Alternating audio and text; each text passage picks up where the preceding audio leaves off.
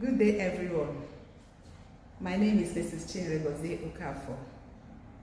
After voluntarily retiring from a distinguished public service career, I dedicated my expertise in workforce capacity building and development.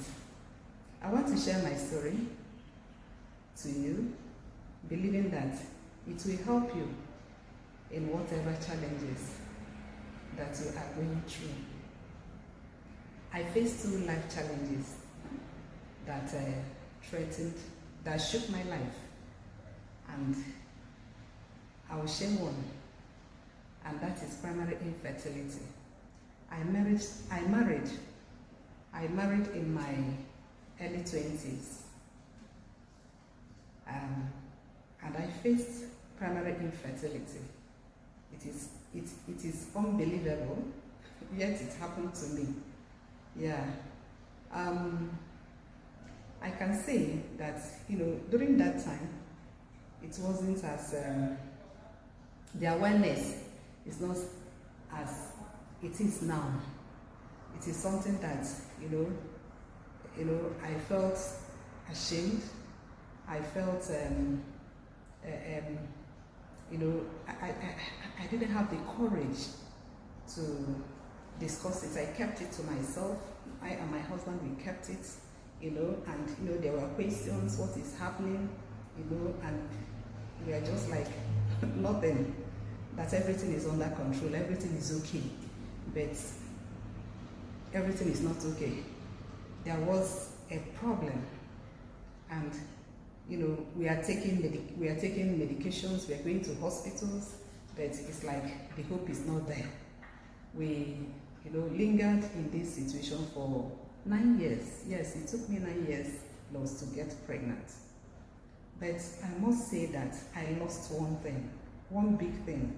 I lost my identity. In as much as before people, they feel that everything is okay, but I knew that I lost something. That time, I was there. I left my job. Infertility cost me my career in the banking sector, because that was my dream place to work. That was a place all my life. I worked for it, and I got the job, and I was enjoying the job until infertility set in. But during the process, I lost who I wanted to become, because I left the job for a job that I know I did not like, but it's just that I want to, dance to the tune of infertility. Not that I was even advised by the medical doctor to leave my job, but this is something that when you are passing through, there are confusions here and there. Even you will know that you see yourself doing the wrong things. I was in this situation for so long. I was just passing by. But the thing is that, that people around you, I can say that people around me didn't know, because, I pretended that all is well. But inside, I know that all is not well. We were in this situation until it pleases God to bless me with a baby girl, who is now a graduate anyway. So I was so happy that eventually I conceived and I gave birth. But yours sincerely knew that she is not okay. There was a hole that needed to be filled. I thought that maybe having a child would have solved that, but it didn't. So I carried on, like that, after having my baby. I was in this situation until one day, something happened. And that was the breaking point for me.